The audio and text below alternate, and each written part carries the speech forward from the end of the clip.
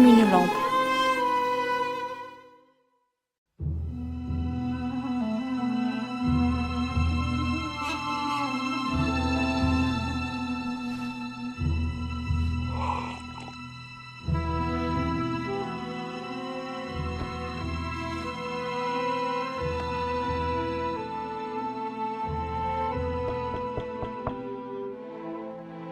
Mère, je dois aller voir qui est à la porte.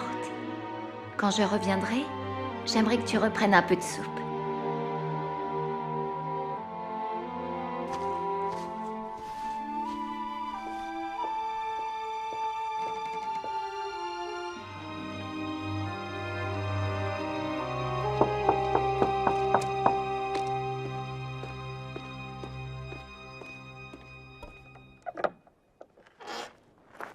Yacoub? Oncle, entrez, je vous en prie.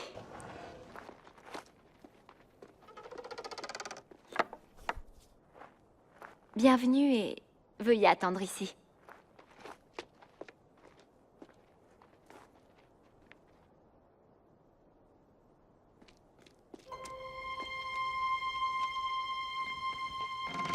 Mère, père, Yacoub et son père sont ici. Que dois-je faire avec eux? Bien. Fais-les entrer dans l'autre pièce, Mariam. Et prépare-leur un repas. Je vous rejoins dans quelques instants.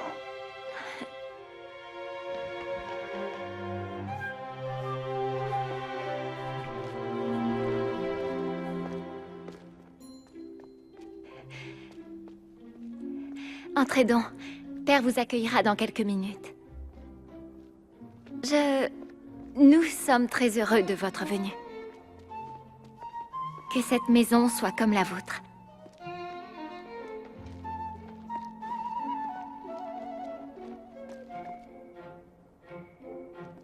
Nourri, apporte de l'eau pour nos invités. Vite! Bon, d'accord.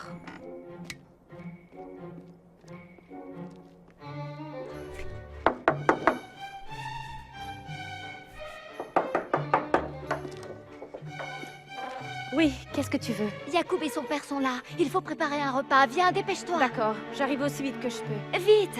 Calme-toi, Mariam. Non, père. Laisse-moi t'aider.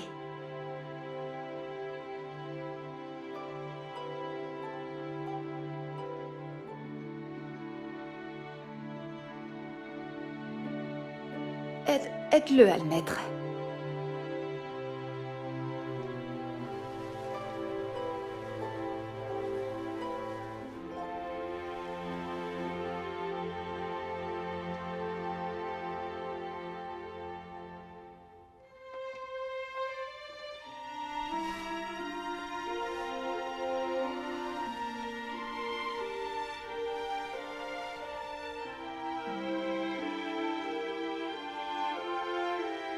Ah,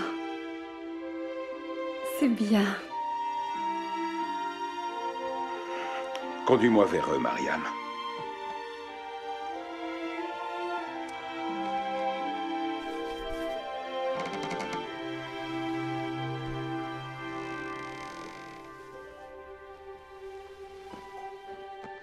Moussa.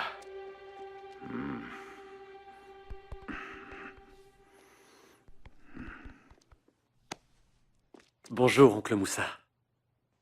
Yacoub. Je vous en prie, asseyez-vous.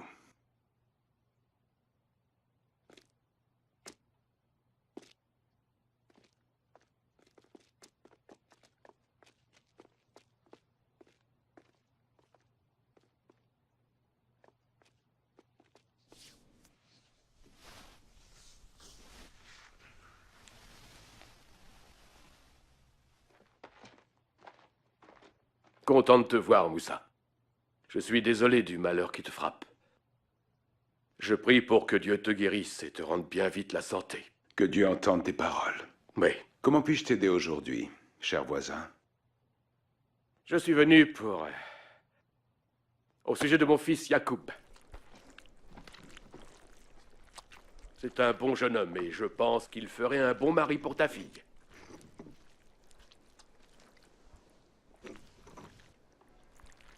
ensuite, il demanda à Père si on pouvait écourter les fiançailles. Il disait que les temps sont durs et que personne ne connaît l'avenir. Il veut que nous soyons mariés dans 3 mois au lieu de 12. Qu'est-ce que ton père a dit? Il a accepté. Nous serons mariés dans 3 mois. Ils ont fait venir Ayoub et tous ont signé le contrat. Ensuite, Yacoub m'a donné ce collier. As-tu déjà vu quelque chose d'aussi magnifique? Tu as raison. Il est très joli. Mais, Rivka, je ne sais pas comment mère et père vont faire sans moi. Je suis très heureuse par rapport à Yacoub, mais en fait... Yacoub et toi trouverez un moyen de les aider. Ensemble. Et Sarah et Ayoub sont là aussi. Mais Sarah est si malade. Elle sera guérie dans peu de temps. Une fois que son bébé sera né. Je sais, mais Ayoub et elle continuent de parler de se rapprocher de sa famille quand le bébé sera né. Si c'est le moment pour eux de partir, ils partiront. Dieu les guidera. Comme il guidera Yacoub et toi, quand vous parlerez et prierez ensemble. Et le suivrez. Mère nous a toujours dit que nous devions devenir des femmes soumises et que nous irions vivre dans la famille de nos maris. Mais si mère et père ont besoin de moi...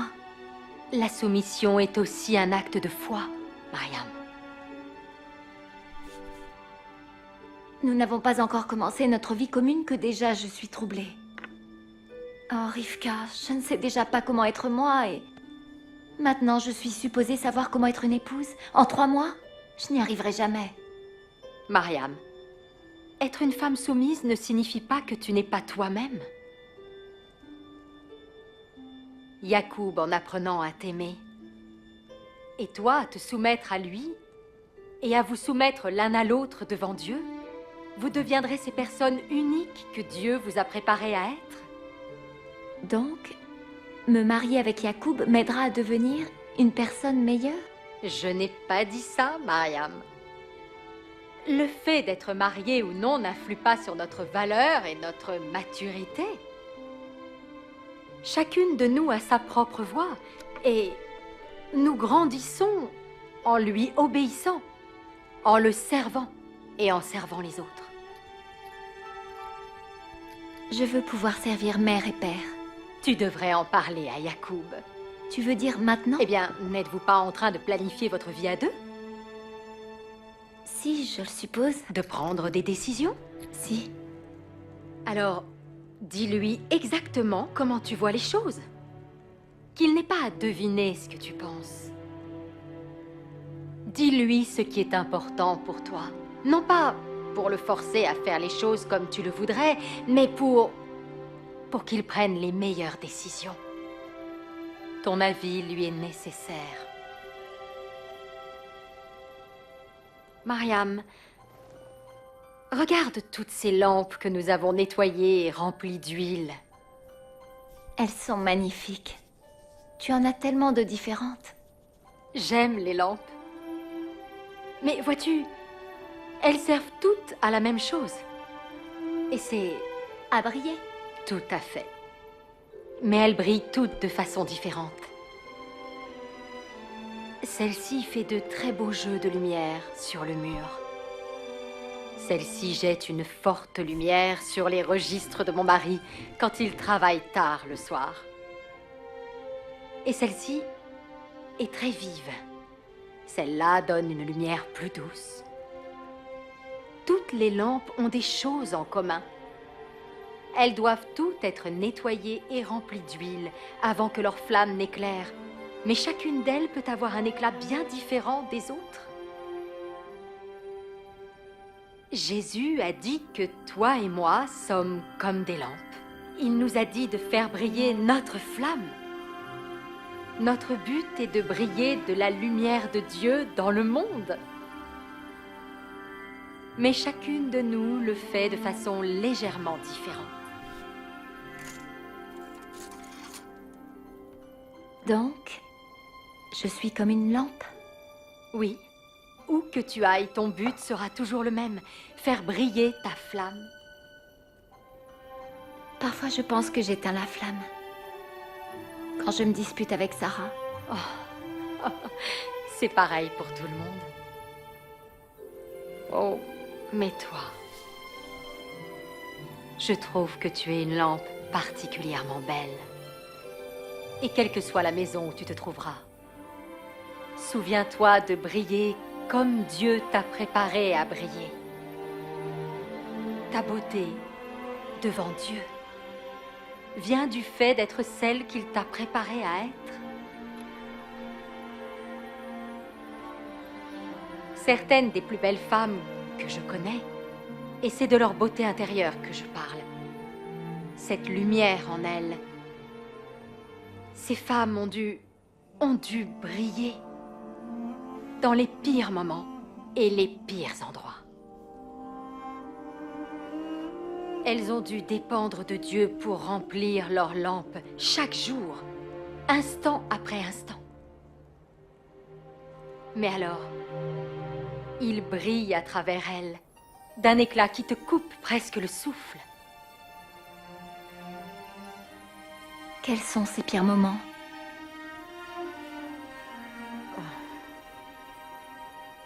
Perdre un mari ou perdre un enfant. La guerre, la famine. Il en existe tellement. Est-ce que cela t'effraie?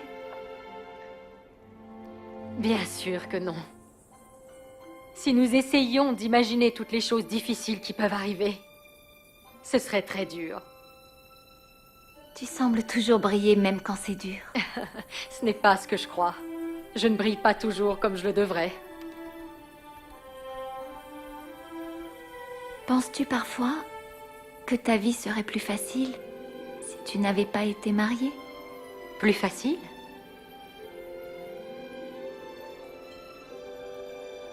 Non, je ne le crois pas.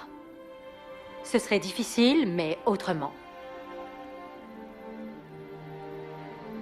Vois-tu, Mariam, nous avons toutes des dons et des opportunités différentes. Et je répondrai devant Dieu pour ce qu'il m'a donné.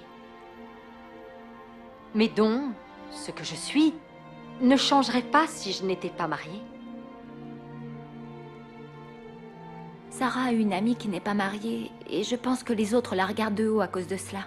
Certaines personnes pensent que le seul but d'une fille dans la vie est de se marier. Mais je crois que notre but devrait être de servir Dieu dans quelque situation que nous nous trouvions. Que nous soyons mariés ou célibataires, ou veuves comme Noura. Nous avons toutes des dons, des talents. Et nous devons faire le meilleur usage de ces talents, où que Dieu nous place. Même quand nous ne sommes pas sûrs de nous? Oui, quand même. Jésus raconta une histoire à ce sujet. Un homme allait partir en voyage. Et il fit venir ses serviteurs, et il partagea ses biens entre eux. À l'un, il donna 5 sacs de pièces de monnaie, et à l'autre, 2 sacs. Ensuite, il donna au dernier 1 sac, chacun selon sa capacité. Au bout d'un certain temps, le maître de ses serviteurs revint, et il leur fit rendre compte. Celui qui avait reçu les 5 sacs d'argent dit « Maître, tu m'as confié 5 sacs d'argent? Vois, j'ai fait travailler l'argent, et j'en ai 5 de plus. » Son maître répondit, « C'est bien, bon et fidèle serviteur. Tu as été fidèle en peu de choses. Je t'en confierai de bien plus grandes. Viens et partage la joie de ton maître. » Celui qui avait reçu les 2 sacs s'avança aussi. « Maître, dit-il, tu m'as confié 2 sacs d'argent. Vois, j'en ai gagné 2 autres. » Son maître répondit, « C'est bien, bon et fidèle serviteur. Tu as été fidèle en peu de choses. Je t'en confierai de bien plus grandes. Viens et partage la joie de ton maître. » Puis, celui qui avait reçu 1 sac d'argent s'approcha de son maître et dit, « Je savais que tu es un homme dur, moissonnant où tu n'as pas semé et ramassant où tu n'as pas mis de graines. J'ai donc eu peur et je suis sorti cacher ton sac d'argent dans la terre. Regarde, voici ce qui t'appartient. Son maître lui dit, serviteur méchant et paresseux. Donc tu savais que je moissonne là où je n'ai pas semé? Alors tu aurais dû mettre mon argent en dépôt à la banque, afin qu'à mon retour, je le récupère avec les intérêts. Et le maître punit le serviteur parce qu'il n'avait pas investi le trésor qu'il lui avait confié.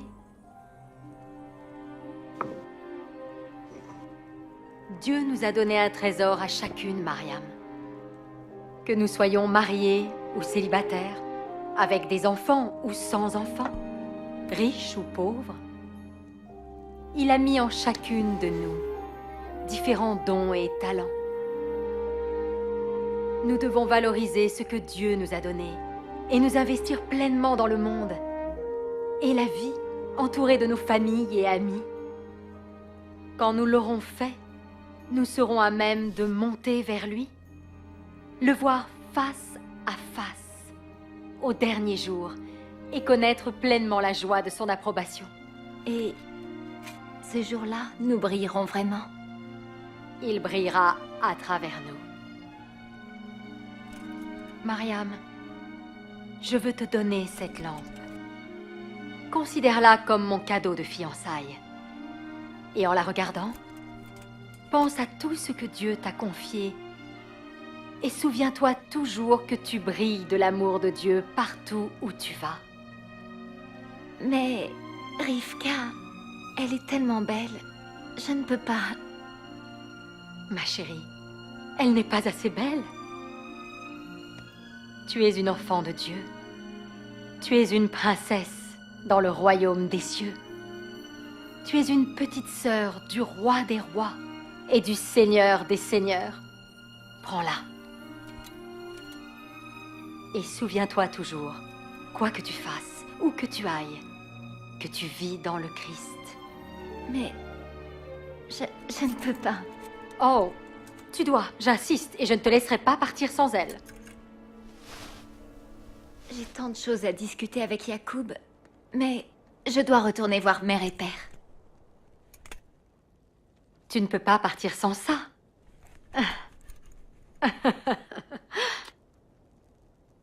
Il y a une jeune femme qui veut vous voir, madame. Fais-la entrer. Dahlia! Que se passe-t-il? Désolée de vous interrompre, mais...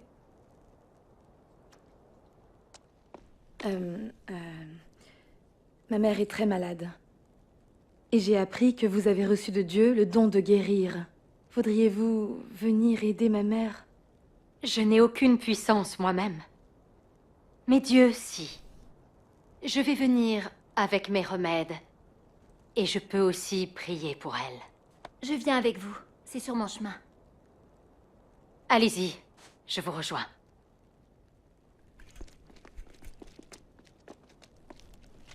Merci, Déborah.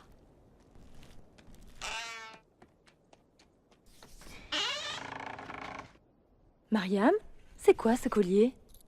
Je vais me marier avec Yacoub. Dans 3 mois. Oh, Mariam, c'est merveilleux! Tu en as de la chance. Je ne sais pas si je me marierai un jour. Oh, ne dis pas cela. Je suis plus âgée que toi, Mariam. Mais, Dahlia, une femme n'a pas besoin d'un mari pour être importante pour Dieu. Il nous aime tels que nous sommes.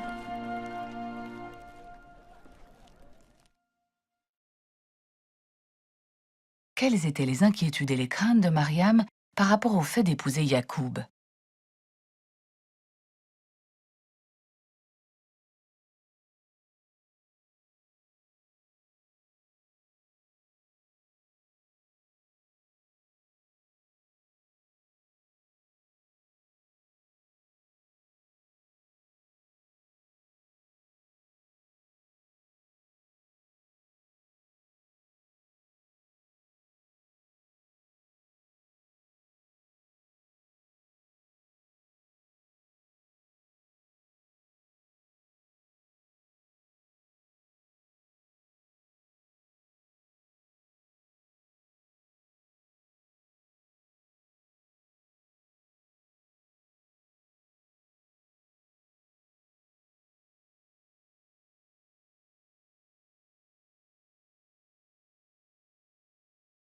Comment est-ce que Rivka répond aux inquiétudes et aux craintes de Mariam?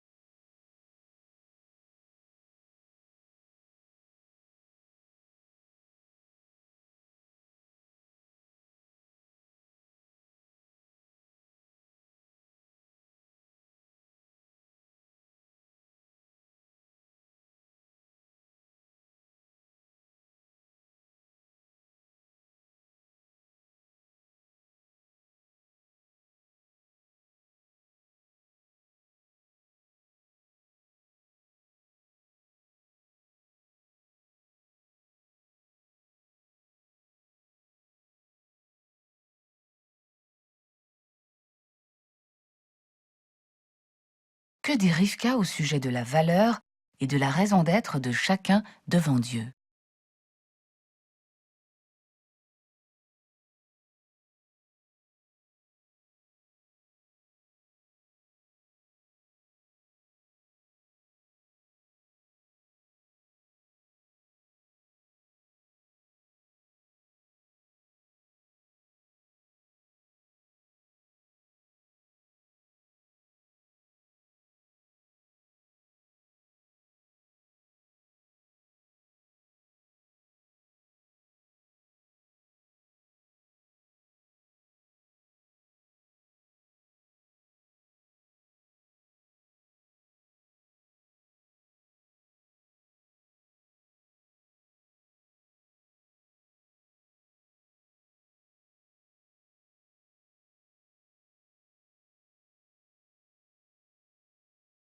Quels sont vos propres dons et talents?